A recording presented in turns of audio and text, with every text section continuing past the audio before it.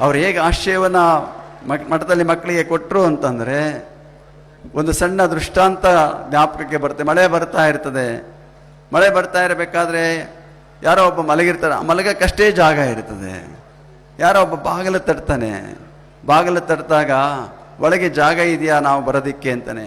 ಇಲ್ಲಪ್ಪ, ಜಾಗ ಮಲಗಕ್ಕೆ ಒಬ್ಬನಿಗಿದೆ, ಕುಳಿತುಕೊಳ್ಳೋಕೆ ಇಬ್ಬರಿಗಿದೆ, ಬಾ ಕುಳಿತುಕೋ ಅಂತ ಕರೆಸ್ಕೊಳ್ತಾನೆ. ಇನ್ನೊಂದು ಸ್ವಲ್ಪ ಹೊತ್ತಾಗುತ್ತೆ, ಮಳೆ ಜೋರಾಗಿ ಬರ್ತಾ ಇರುತ್ತೆ. ಇನ್ನೊಬ್ಬ ಬಾಗಿಲು ತಟ್ತಾನೆ, ಒಳಗೆ ಜಾಗ ಇದೆಯಾ ನನಗೆ ಅಂತಾನೆ. ಹೌದಪ್ಪ, ಕುಳಿತುಕೊಳ್ಳೋಕೆ ಇಬ್ಬರು ಜಾಗ ಇದೆ, ನಿಂತ್ಕೊಳ್ಳೋಕೆ 3 ಜನಕ್ಕೆ ಜಾಗ ಇದೆ, ಬಾ ಒಳಗೆ ಅಂತ ಕರೀತಾನೆ. ಹಾಗೆ ನಮ್ಮ ಪರಮ ಪೂಜ್ಯರು ಕುಳಿತುಕೊಳ್ಳೋಕ್ಕೆ ಜಾಗ ಇಲ್ಲದೆ ಹೋದರು, ನಿಂತ್ಕೊಳ್ಳೋಕೆ ಜಾಗ ಇಲ್ಲದೆ ಹೋದ್ರು ಕೂಡ ಮಕ್ಕಳನ್ನು ಬನ್ನಿ ಬನ್ನಿ ಬನ್ನಿ ಕರೆದು ಅಂತ ಆಶ್ರಯವನ್ನು ಕೊಟ್ಟಂತಹ ಅವರು ನಮ್ಮ ಪರಮ ಪೂಜ್ಯರು. ಪರಮ ಪೂಜ್ಯರು ಮಕ್ಕಳನ್ನು ನೋಡಿದಾಗ ಅವ್ರಿಗೇನಿಲ್ಲದ ಸಂತೋಷ ಉಂಟಾಗ್ತಾ ಇತ್ತು.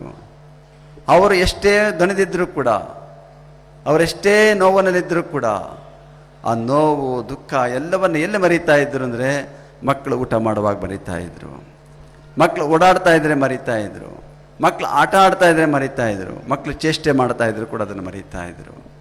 ಆ ರೀತಿಯಲ್ಲಿ ಮಕ್ಕಳಿಗೆ ತಮ್ಮನ್ನು ತಾವು ಸಂಪೂರ್ಣವಾಗಿ ಅರ್ಪಿಸಿಕೊಳ್ಳುವುದರ ಮುಖಾಂತರವಾಗಿ ಇವತ್ತೇನು ನಾವು ಮಾತೃದೇವೋಭವ, ಪಿತೃದೇವೋಭವ, ಆಚಾರ್ಯ ದೇವೋಭವ ಅಂತ ಇದೆ. ನಮ್ಮ ವಿವೇಕಾನಂದರು ಒಂದು ಮಾತನ್ನು ಹೇಳಿದರು, ದರಿದ್ರ ದೇವೋಭವ ಅಂತ ಹೇಳಿದರು. ಅದಕ್ಕೇನಾದರೂ ವಿದ್ಯಾರ್ಥಿ ದೇವೋಭವ ಅಂತ ಕರೆದಿದ್ದಾರೆ ಅಂದರೆ ಅದು ನಮ್ಮ ಪರಮ ಪೂಜ್ಯ ಶಿವಕುಮಾರ ಮಹಾಸ್ವಾಮಿಗಳವರು ಆ ರೀತಿಯಲ್ಲಿ ವಿದ್ಯಾರ್ಥಿಗಳ ಪೋಷಣೆಯನ್ನು ಮಾಡಿಕೊಂಡು ಬಂದಂತಹ ಅವರು.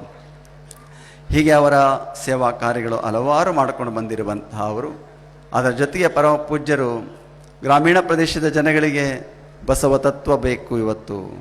ಇವತ್ತು ಬದುಕನ್ನು ರೂಪಿಸಿಕೊಳ್ಳಬೇಕಾದರೆ, ಉತ್ತಮವಾದಂಥ ಜೀವನ ಸಾಗಿಸಬೇಕಾದರೆ ಕೇವಲ ಭೌತಿಕವಾದ ಸಾಧನೆಗಳಷ್ಟೇ ಅಲ್ಲ, ಇವತ್ತು ಧರ್ಮದ ಬದುಕಿನಲ್ಲಿ ಬಾಳಬೇಕು ಅನ್ನುವಂತಹ ಕಾರಣವನ್ನು ಇಟ್ಕೊಂಡು ನಮ್ಮ ಪರಮ ಪೂಜ್ಯರು ಗ್ರಾಮಾಂತರ ಬಸವ ಜಯಂತಿಯನ್ನು ಪ್ರಾರಂಭ ಮಾಡಿದಂತಹ ಅವರು.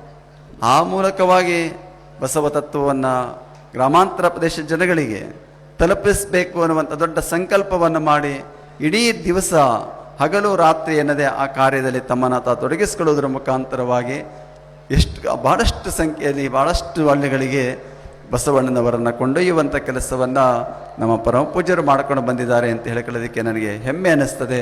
ತುಂಬ ಸಂತೋಷ ಉಂಟಾಗುವಂಥ ಕೆಲಸವೂ ಕೂಡ ಆಗ್ತಾ ಇರುವಂಥದ್ದು. ಹೀಗೆ ನಮ್ಮ ಪರಮ ಪೂಜ್ಯರು ಬಂದಂತಹ ಅವರಿಗೆ ಅಭಯದಾನವನ್ನು ಮಾಡಿಕೊಂಡು ಬರ್ತಾಯಿದ್ರು. ಎಂತೆಂಥವ್ರು ಬರ್ತಾಯಿದ್ರು, ನೋವಿನಲ್ಲಿ ಬರ್ತಾಯಿದ್ರು, ದುಃಖದಲ್ಲಿ ಬರ್ತಾಯಿದ್ರು. ಅಂಥವ್ರು ಬಂದಾಗ ಒಂದು ಸಾಂತ್ವನ ಇರ್ಬೋದು, ಏನೋ ರೂಪದಲ್ಲಿ ಅವರಿಗೆ ಅವರ ಆ ದುಃಖವನ್ನು ನಿವಾರಣೆ ಮಾಡುವಂಥ ರೀತಿಯಲ್ಲಿ ಕೂಡ ಸದಾ ಅವರಿಗೆ ಸ್ಪಂದಿಸುವಂಥ ಕೆಲಸವನ್ನು ನಾವು ಪರಮ ಪೂಜ್ಯರು ಮಾಡಿಕೊಂಡು ಬರ್ತಾ ಇದ್ದಂತಹ ಅವರು.